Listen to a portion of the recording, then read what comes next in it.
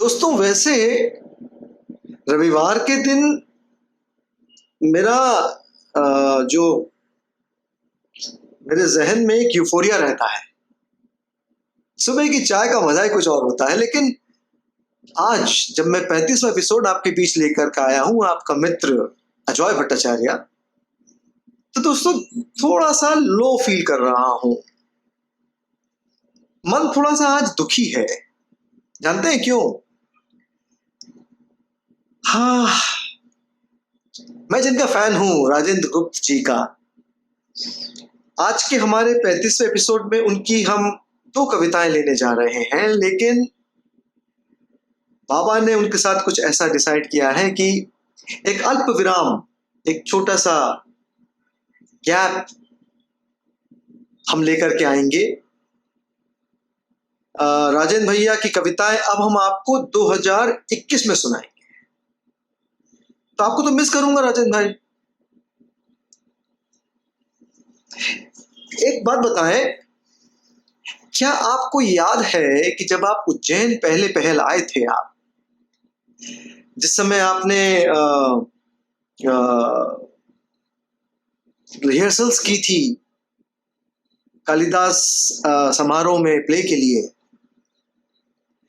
उस समय मैं सारे ऑब्जर्वेशन तो करते ही था आपके। खैर, आप जिस तरह से स्क्रिप्ट पढ़ाते थे बच्चों को, जिस तरह से आप तैयार करते थे डायलॉग डिलीवरी के लिए, और जब आप रिहर्सल्स करते थे, छुप छुप के देखता था आपको मैं।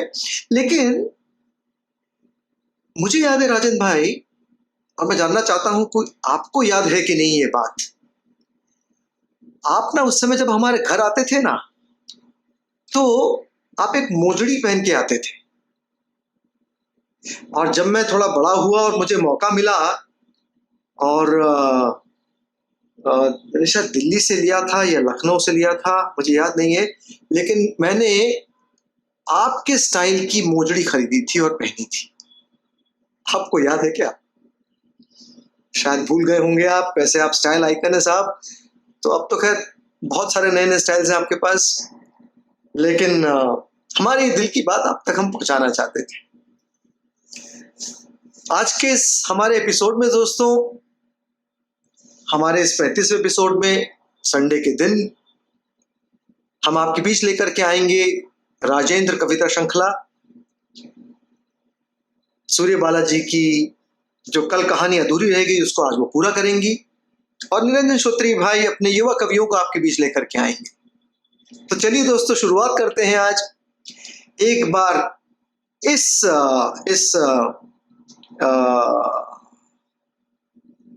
मैं कहूं इस श्रृंखला के अंदर, जहां की राजेंद्र भाई ने एक सीरीज ऑफ कविताएं हमको सुनाई। उसमें ये आज आपका आखिरी दिन है। हम इस छोटे से ब्रेक के बाद फिर आपका इंतजार करेंगे राजेंद्र भाई, लेकिन आज लेकर के आइए अपने ही अनोखे अंदाज में, अपने ही स्टाइल में दो कविताएं, राजेंद्र गुप्त जी। राजेंद्र कविता श्रृंखला का जो पहले एपिसोड का ये यादगार दौर अब धीरे धीरे अल्प विराम को आकर पहुंच गया है। राजेंद्र गुप्त का एक अभिनेता का आकर्षक लोकप्रिय चेहरा और उनकी गमकती हुई आवाज का जादू हमको भाव-विभोर करता रहा। अब हमको इंतजार करना पड़ेगा राजेंद्र कविता श्रृंखला का दूसरे दौर का। प्रतीक्षा कीजिए। सर्वेश्वर दयाल सक्सेना की एक थोड़ी लंबी कविता। देश कागज पर बना नक्शा नहीं होता।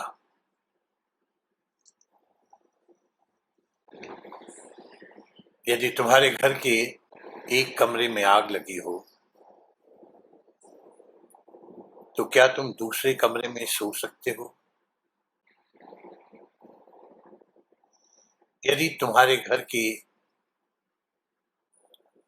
एक कमरे में लाशें सड़ रही हो, तो क्या तुम दूसरे कमरे में प्रार्थना कर सकते हो? यदि हाँ, तो मुझे तुमसे कुछ नहीं कहना है।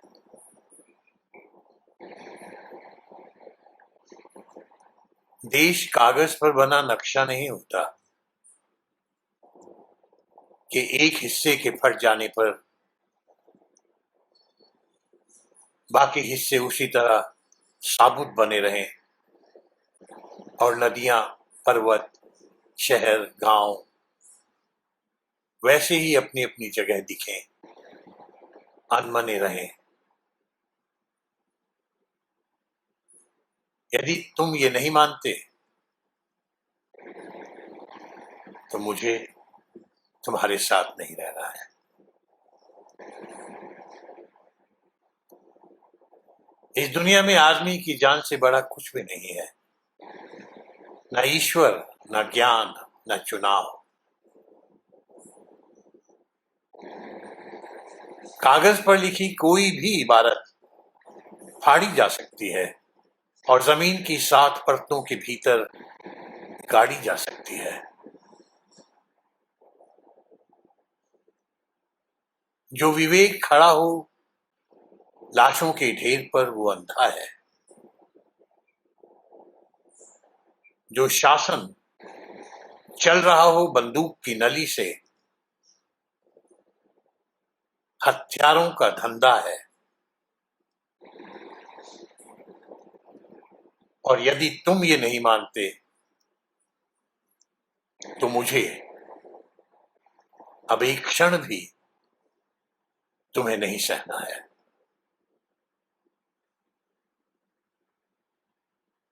याद रखो, एक बच्चे की हत्या,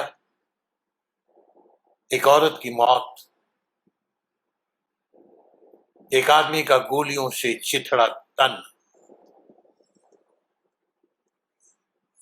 किसी शासन का ही नहीं, संपूर्ण राष्ट्र का पतन है। ऐसा खून बहकर धरती में जज्ब नहीं होता, बल्कि आकाश में फहराते झंडों को काला करता है। जिस धरती पर फौजी बूटों के निशान हो और उन पर लाशें गिर रही हो, वो धरती यदि तुम्हारे खून में आग बनकर नहीं दौड़ती, तो समझ लो तुम बंजर हो गए हो। तुम्हें यहां सांस लेने तक का नहीं है अधिकार। तुम्हारे लिए नहीं रहा अब ये संसार।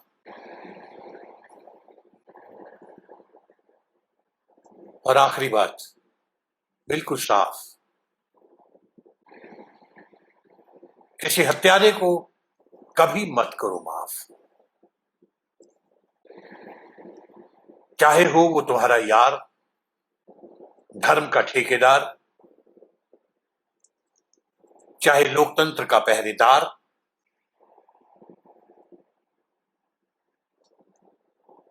स्वनाम धन्य पहरेदार। राकेश पाठक की पहली प्रेम कविता,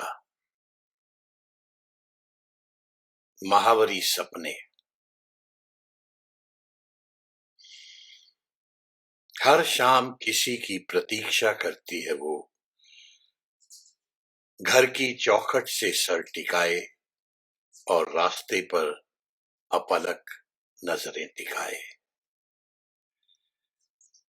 नियत समय पर गुजरता है कोई, जिसकी प्रतीक्षा में मां की आंख बचाकर घर की चौखट पर खड़ी होती है वो। जैसे तैसे बीतती है सुबह, मां की मीठी झिड़कियां सुनते और अलसाई दोपहर महावरी सपने बुनते। फिर शाम होते ही चौखट से सर टिकाकर प्रतीक्षा करती है उसकी, और जब गुजरता है वो, खुशी से पुलक उठता है उसका प्रतीक्षारत मन। रास्ते के आखिरी मोड़ तक उसे जाते हुए देखती है, और जब भी कभी किसी शाम नहीं गुजरता वो, तो रीत जाता है उसका मन। थके हुए कदमों से घर के भीतर लौट जाती है, कुछ देर गुमसुम रहकर अगली शाम की प्रतीक्षा में फिर बुनने लगती है महावरी सपने। धन्यवाद।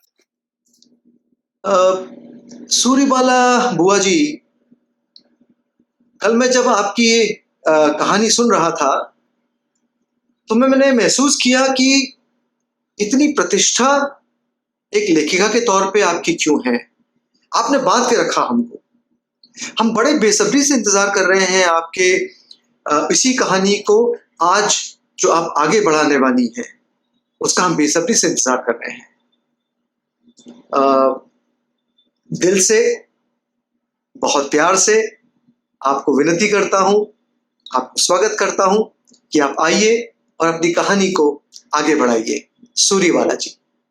यही तो तुम्हारी सबसे बड़ी भूल थी माँ। एक माँ होकर भी तुम इतना नहीं समझ पाई कि माँ हमेशा एक ही होती है। माएं कहीं नहीं हुआ करती। तुम चाहे जितना लाड उड़ा डालो, 20-22 वर्षों तक जन्मदायिनी माँ के साथ रही बेटी हफ्तों महीनों के अंदर किसी अन्य स्त्री को अपनी माँ कैसे मान बैठेगी।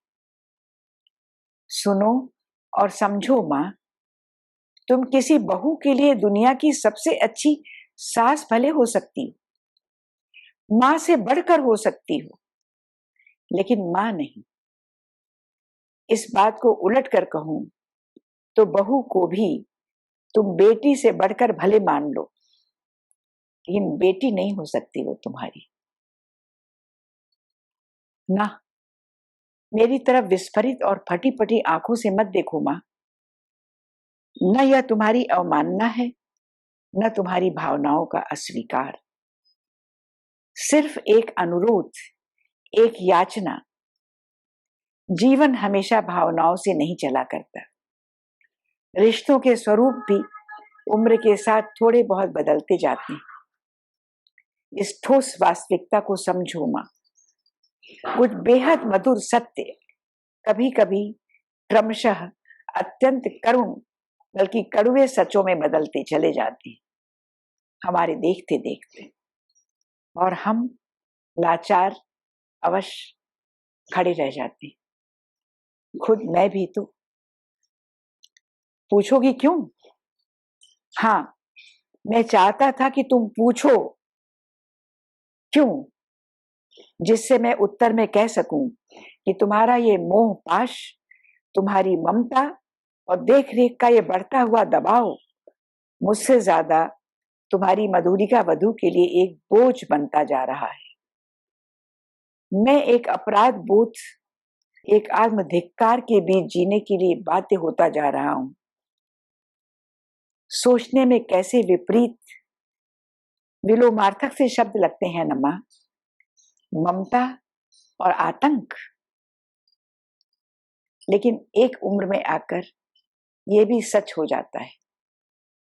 तुम पूछोगी कैसे? तो सुनो, अपनी मधुलिका वधू को भरपूर समेट पाने के लिए जैसे जैसे तुम्हारी ममता की उत्ताल तरंगे हरहराती आती, मधुलिका वैसे वैसे कतराती जाती। जितना तुम देना चाहती, मधुलिका उतना न ले पाने का उत्साह दिखाती। लेकिन तुम्हारी उमंग का और छोर न था। तुम हर शर्त पर जल्दी से जल्दी मधुलिका पर मेरे समान ही ममता की गागर उलट देने के लिए बेताब थी। लेकिन मधुलिका को तुम्हारी भरी गागर का आभास ही जैसे जुकाम के अंदेशे से बिदका देता। मैं मूक दर्शक बना देखा किया। तुमने हम दोनों को सुबह की चाय तक दरवाजा खटखटाकर देनी शुरू कर दी। मधुलिका बिल्कुल न पसीजी, बल्कि उल्टे उसे लगा तुम जरा सब्र से काम लेती तो वो खुद थोड़ी देर में तुम्हें चाय का कप थमा सकती थी। ये तो उसे शर्मिंदा करना हुआ। तुमने धुलकर सूखे मेरे कपड़ों के साथ साथ मधुलिका के कपड़े भी तहाने शुरू कर दिए। ये मिसाल पेश करते हुए कि भला बेटे और बहू में फर्क कैसा। देखने सुनने वालों ने अवश्य तुम्हें मानवी के आसन से उठाकर देवी के आसन पर ला बिठाया होगा। लेकिन क्या तुम विश्वास करोगी मां, एक दिन मधुलिका ने मुझसे कहा उसका मन करता है कि कभी वो मेरे सूखे कपड़े तहाए और रखे। विस्मित कर देने वाली बात है न मां। मानव मन की ये तिलस्मी जटिलताएं। तुम विकल थी, आहत थी। मधुलिका की बर्फीली तटस्थता तुमसे छुपी नहीं थी, लेकिन उन बर्फीली दरारों को पाटने का जो तरीका तुमने अपनाया, उसने तो हिम नदों को फोड़कर महाजल प्लावन की विभीषिका ही उपस्थित कर दी मां। इस तरह कि एक दिन यूनिवर्सिटी से लौटकर मधुलिका ने देखा उसकी अलमारी के थोड़े अस्त व्यस्त रखे कपड़े बड़े करीने से सजाकर रख दिए गए हैं। उसका माथा ठनका। उसने मुझसे पूछा कि क्या मैंने उसकी अलमारी ठीक की है। मेरे ना कहने पर उसका चेहरा खिंचता चला गया।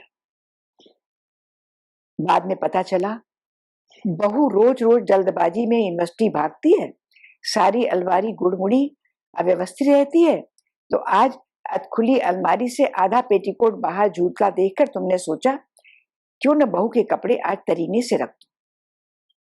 कुछ मन में ये भी रहा ही होगा कि इसी बहाने उसे कपड़े ढंग से रखने तहाने का सलीका भी सिखा दूं।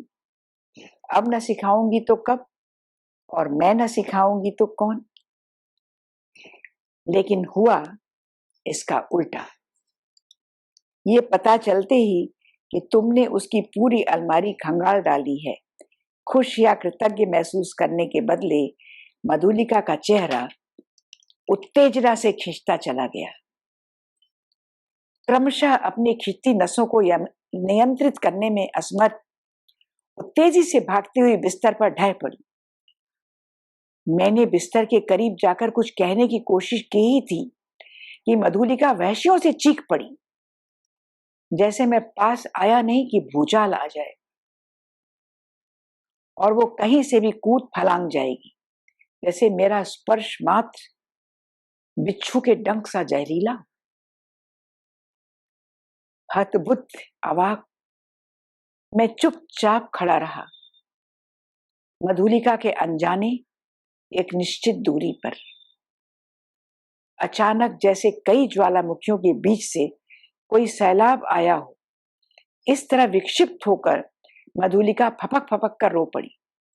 बदहवास शब्दों में वो सिर्फ एक ही वाक्य दोहरा रही थी, मुझे मुक्ति चाहिए, मैं छुटकारा चाहती हूँ, छुटकारा इस घुटन से, इस सब कुछ से, सब कुछ से। मैं लज्जित हूं मां, नतमस्तक भी। मधुलिका द्वारा तुम्हारी माया ममता और शिक्षा दीक्षा की चाहना के इस निर्मम अस्वीकार पर तुम्हारी फटी फटी सी शून्य में निहारती विस्फारित आंखों का सामना कर पाने का साहस नहीं है मुझ में। इसीलिए तो जीवन में पहली बार तुमसे बात कर पाने के लिए इस कलम और शब्दों का सहारा लिया है। विश्वास करो मां, मधुलिका को समझाने की मैंने जब जब कोशिश की, उसे और ज्यादा अनुदार और असहिष्णु ही पाया। कारण सिर्फ एक, मधुलिका मुझ पर अपना समूचा एकाधिकार चाहती है। उसके सपनों का संपूर्ण साम्राज्य सिर्फ मेरी धुरी पर टिका है, और वो भूल जाती है कि मेरी धुरी तुम हो, मेरी मां। मधुलिका गलत है, लेकिन कुछ गलतियां सुधरने के लिए ज्यादा समय मांगती। अतः हमें सब्र से काम लेना होगा और हमेशा की तरह तुम्हें ही उदार होना होगा माँ। वो इस तरह कि प्रकृति के कठोर नियमों के हवाले से तुम्हें खुद को समझाना होगा माँ कि जैसे पेड़ पौधे, कीट पतंग और पशु पक्षी अपने शिशु शावकों को दाना चुग्गा दे उन्हें पंखों पे सहेज कर उड़ा देते हैं, उड़ाकर विमोह हो जाते हैं, ऐसा ही कुछ एक मानवी माँ को भी होना पड़ेगा। जीवन के उत्तरार्ध में क्रमशः छिटकते दूर होते जाते बच्चों को अपने से हिलकाए रखने की करुण दयनीय कोशिशों को संयमित करना होगा। माया मोह की अपनी पिटारी चुपचाप समेट लेनी होगी। कैसा लगता है माँ, आज मैं तुम्हें जग की रीत सिखा रहा हूं। पूरे 26 सालों तक तुम्हारी महामोही गोद में पलने पुसने के बाद तुम्हें विमोह हो जाने की शिक्षा दे रहा हूं, एक चिड़िया जैसी हो जाने की। मुझे क्षमा करना माँ, लेकिन मेरी कही बात पर एक बार सोचना अवश्य। वही एक चिड़िया जैसी हो पाने वाली बात। मिस्टर निरंजन श्रोत्री, कमाल करते हो यार भाई। आपका जो पिटारा है ना, जिसमें आपने इन सब कवियों को अंदर समेट करके संभाल करके रखा है, उस पिटारे में से आज किन कवियों को आप लेकर के आ रहे हैं और कौन सी कविताएं सुना रहे हैं? हम इंतजार कर रहे हैं आपका, निरंजन श्रोत्री जी। नमस्कार दोस्तों, आज के हमारे युवा कवि हैं अमित उपमन्यु। अमित पेशे से इंजीनियर हैं। उन्होंने बी मैकेनिकल में डिग्री हासिल की है, लेकिन बाद में उन्होंने अंग्रेजी साहित्य में भी एमए भी किया और बहुमुखी प्रतिभा है अमित उपमन्यु की। उन्होंने भारतीय फिल्म और टेलीविजन संस्थान पुणे से प्रोग्राम प्रोडक्शन में डिप्लोमा भी हासिल किया है और इसलिए वो फिल्म निर्माण भी करते रहते हैं। रंगमंच में सक्रिय हैं और जैसे मैंने कहा अभी कि बहुमुखी प्रतिभा है, तो बेसबॉल और सॉफ्टबॉल के वे नेशनल लेवल के, राष्ट्रीय स्तर के खिलाड़ी हैं। अमित उपमन्यु की कविताओं को हमने अक्टूबर 2014 के रेखांकित में प्रकाशित किया था। ऐसा लगता है कि प्रथम दृष्टया कि अमित अपनी भाषा के चमत्कार से पाठकों को आक्रांत करना चाहते हैं, लेकिन यदि ध्यान से देखें तो हम पाएंगे कि वहां कोई कृत्रिम भाषा नहीं है। कवि के भीतर एक बेहद उबड़ खाबड़ जमीन है और एक डरावना संसार है जिसके वो पार जाना चाहता है और मनुष्य के सुख दुख से एकाकार होना चाहता है। अमित उपमन्यु अपनी कविता में अर्थ को बहुत हौले से उतारते हैं। आइए सुनते हैं अमित उपमन्यु की कविताएं। नमस्कार, मैं अमित उपमन्यु और आज मैं निरंजन श्रोती जी द्वारा समावर्तन पत्रिका के रेखांकित स्तंभ में मेरी पहले प्रकाशित कुछ कविताओं में से थोड़ी कुछ कविताओं का पाठ करने जा रहा हूं। और पहली कविता का शीर्षक है नई राह। कभी हवा से भी हल्का लगता है प्रेम, रंग बन सवार होता है तितली पर, चुन लिया जाता है गुलाब से शहद की तरह, बनता है बाग के फूलों में और इत्र सा महकता है सांसों में हम दोनों की। कभी समंदर से भी भारी होता है, तले में बैठता चला जाता है, सूरज सा जलता है फलक पर, धरती को भी जलाता है, रेत सा खटकता है आंखों में हम दोनों की। ऐसे ही एक भारी दिन व्यथित हो मैं अपना थैला उठाता हूं और तुमसे दूर चला जाता हूं। जीवन में शांति खोजता मैं एक पेड़ के नीचे पहुंचता हूं। एक सेब मेरे सर पर गिरता है और मुझे न्यूटन याद आता है। वक्त के साथ जोड़ और मजबूत ना हो तो प्रेम शाख से टूट जाता है। जीवन में संतुलन खोजता मैं समंदर किनारे पहुंचता हूं। वहां आर्किमिडीज को बैठा पाता हूं। वह मुझे अपनी खोज सुनाता है। जब प्रेम के ऊपर लगाया जाने वाला बल उसके नीचे की सतह से भारी हो जाता है, प्रेम अतल गहराई में हमेशा के लिए सो जाता है। जीवन में आदर्श खोजता मैं आगे बढ़ता हूं। रास्ते किनारे बॉयल, चार्ल्स और गे लुसाक अपनी अपनी खोज सुना रहे हैं और आदर्श गैस की खूबियां बता रहे हैं। मैं चाव से सुनता जाता हूं। अंत में वे सामूहिक घोषणा करते हैं, कोई गैस असली जिंदगी में आदर्श नहीं होती। मैं भौचक्का रह जाता हूं। पीछे के जंगल में डार्विन की आवाज गूंजती है, बदलो या नष्ट हो जाओ। मैं गहरी सोच में पड़ जाता हूं। पुराना थैला बाहर ही छोड़ मैं नई राह से घर लौट आता हूं। अगली कविता का शीर्षक है प्रश्नों के अर्थ पर। तुम अपना अर्थ बूंद बूंद गिराना धरती पर, धारा तो खाली कर देती क्षण भर। मेरा आधा अर्थ है मिट्टी में, आधा किसी बादल के अंदर। वो बरसेगा सावन भादो और फूटेगा फूल पत्ती अंगूर सेब अनार में, रंग महक रस शिल्प में, और लेगा नया अर्थ रक्त बन कहीं। कहीं तय करेगा सागर की दूरी, जहां और भी अर्थ आते होंगे, और फिर वे सब मिल रचेंगे एक नया अर्थ। लेकिन प्रश्न रहते हैं शाश्वत, रहेंगे शाश्वत, बस बदलते रहेंगे उत्तर। तीसरी कविता का शीर्षक है जानना। एक इंसान सबसे अच्छा शिक्षक होता है जब नहीं जानता कि वह कुछ सिखा रहा है। जानवर हमेशा अच्छे शिक्षक होते हैं, वे सिर्फ सीखना जानते हैं। निर्जीव वस्तुएं एक ज्ञानहीन दुनिया में रहती हैं, वे भेदभाव नहीं करती। जानना एक अंतहीन सफर है, विस्मृति मोक्ष है। अगली कविता का शीर्षक है अखबार। मैंने सरसरी निगाह से ही देखना चाहा, लेकिन बदकिस्मती से उनसे नजरें टकराईं और वे सब अखबार से कूद कूद कर बाहर आने लगे। हत्याएं चींटियों की तरह कतार लगाकर शक्कर के डब्बों की तरफ चल पड़ी। बलात्कार उछलकर दीवार पर टंगे स्वर्ण पदकों पर झूलने लगे। चोरी और डकैतियां कौन बनेगा करोड़पति देखने में मशगूल हो गई। भ्रष्टाचार ने कमोड में छलांग मारकर खुद को फ्लश कर लिया।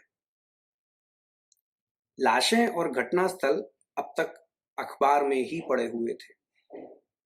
मुलजिम पहले पेज पर मुस्कुरा रहे थे, गवाह खेल पृष्ठ पर पॉपकॉर्न खा रहे थे। वकीलों के ठहाके और योरॉनर के हथौड़े की आवाज बाहर सड़क से आ रही थी। कानून मूसलाधार बरस रहा था। घड़ी के अलार्म से पुलिस सायरन की आवाज आने लगी, सबको न्याय मिलेगा। फिर सूरज सर पर चढ़ाया, अखबार ऊँघने लगा, बाकी सब सो गए।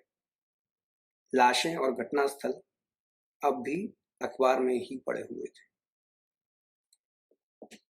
दोस्तों, 4 महीने से ऊपर हो गए समावर्तन ऑडियो विजुअल मैगजीन को आप तक लाते लाते मुझे 4 महीने से ऊपर हो गए हैं और अभी तक आपने हमको सब्सक्राइब नहीं किया। अगर नहीं किया है तो आज कर दीजिए प्लीज।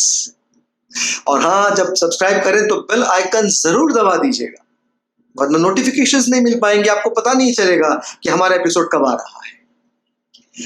आप अगर अभी तक कुछ लिख के ना भेजा हो तो अब मौका है, लिख करके भेजिए कुछ हमको बढ़िया सा, कुछ कविताएं, कुछ कहानी।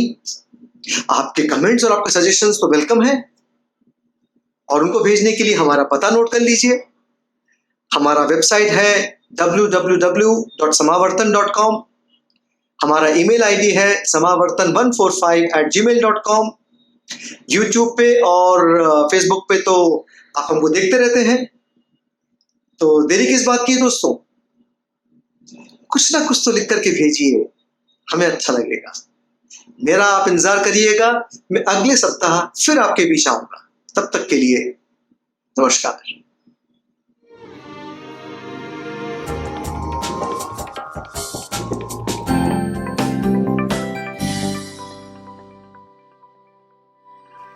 इस वीडियो के नीचे डिस्क्रिप्शन बॉक्स में चैनल का लिंक दिया हुआ है, आप उस पर क्लिक करके समावर्तन चैनल तक पहुंच जाएंगे। वहां पर चैनल को लाइक और सब्सक्राइब कीजिए, और हाँ, कमेंट बॉक्स में अपने महत्वपूर्ण कमेंट ज़रूर कीजिएगा।